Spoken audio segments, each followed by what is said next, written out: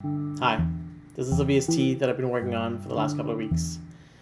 It is a very simple instrument. There's not a lot of options. There's no presets. There's no fancy anything.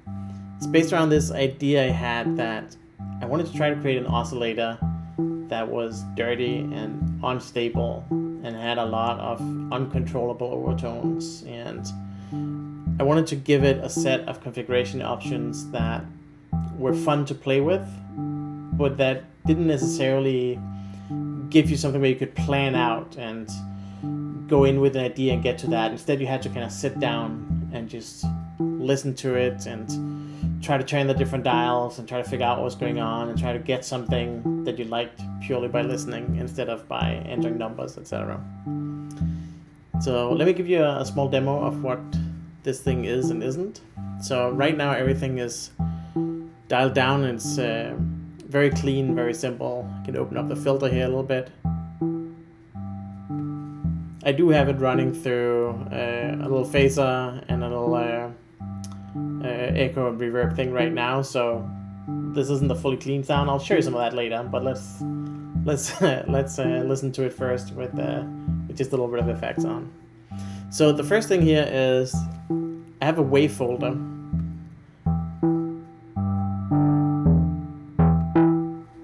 And what it essentially does is it takes the tone from a very simple set of overlapping sines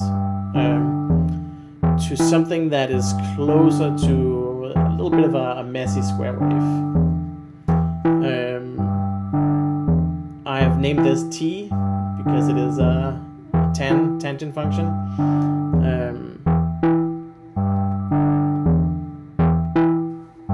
You can really hear it going here. Let's turn it down again. Next parameter here, noise. This is the parameter that started this whole idea.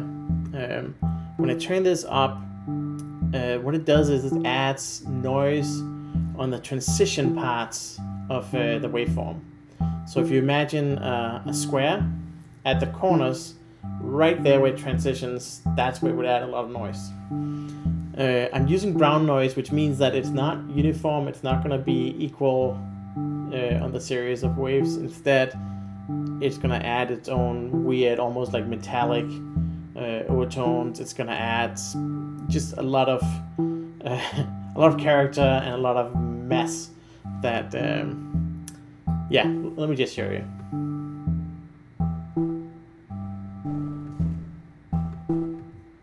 Turn the gain a little bit up here.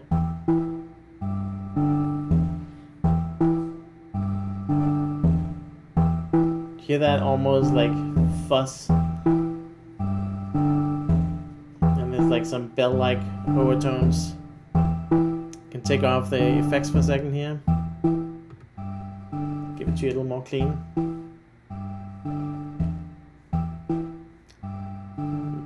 Give it just a little more gain. Let me turn it back down.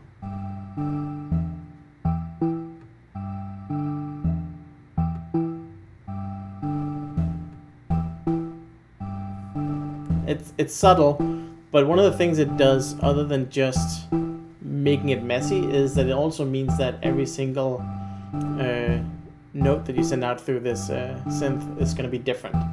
It's a very, very continuously moving, unstable, etc. Let me add a little bit of the wave folding just to hear the two things together.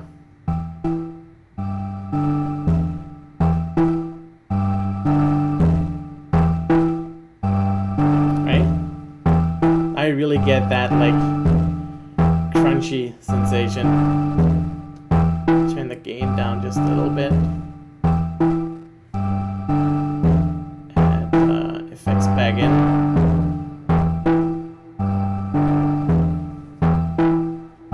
Alright, so now you can hear a little bit of that crunch going into the reverb and through the echo here. It gives like a really delicious textual thing.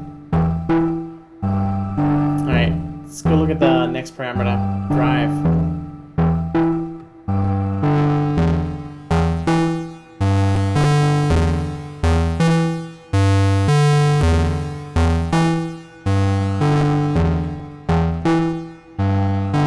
Turn down little bit in the wave folder a little bit.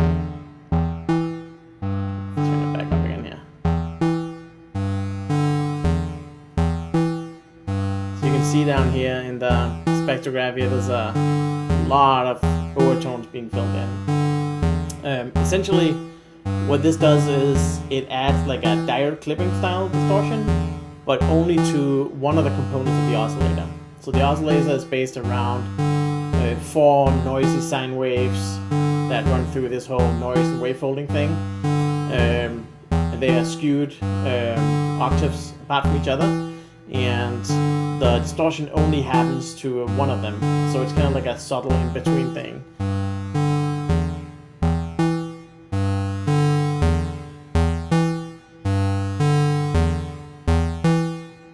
Turn up the wave folding a little bit again.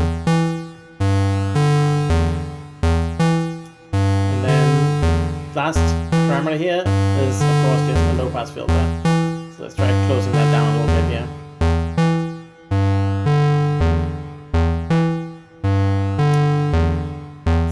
Let's switch to a different pattern here.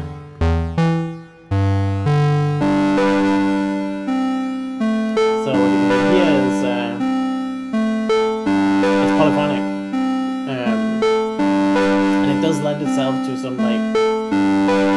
You can see there's like you really get that synth with bell character. So what's happening here is I've made the synth velocity sensitive more, and as you play harder, the envelope becomes shorter. If you play softer, you get a much longer soft envelope. I can stop the sequence here for a second and then demonstrate here.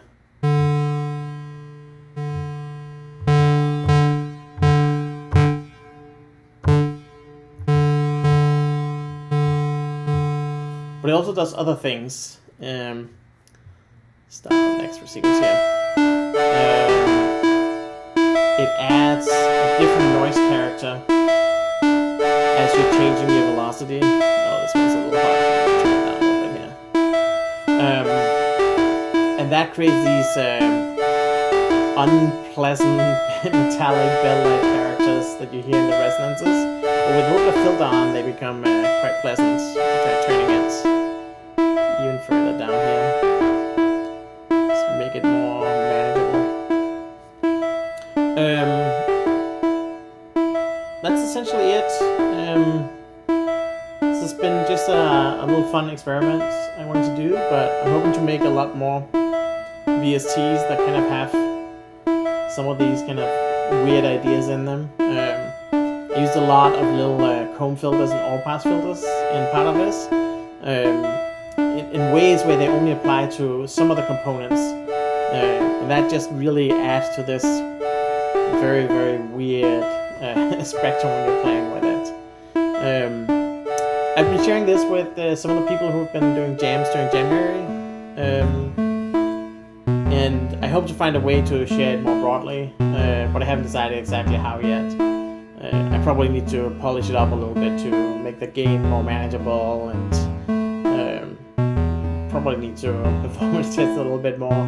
If you look up at the corner right now, you can see that it's sucking up quite a bit of juice from my iMac here.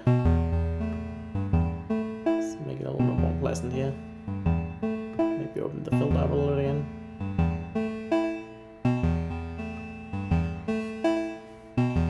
Hear that ringing? That's the comb filter, all-pass filter variant I was talking about. I think that's it. I don't know if there's a lot more to share right now. Switch sequence again here. I guess what I can do is take the effects off and end the clip with something that's a bit more raw and direct. Give it a little more gain back up here.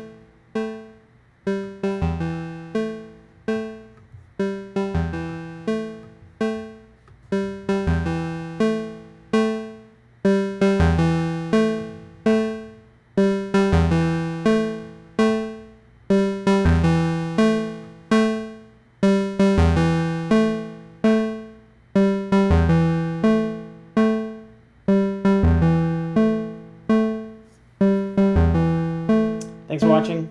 Let me know in the comments if you have any questions, if there's anything you want me to try out with this. I'm hesitant to spread it too widely until I know it's stable, but if you really want to try it out, just let me know and we'll figure something out. Yeah, that's about it for now. Click subscribe, give me a like, let me know what you think in general, and hopefully I'll put out more videos soon.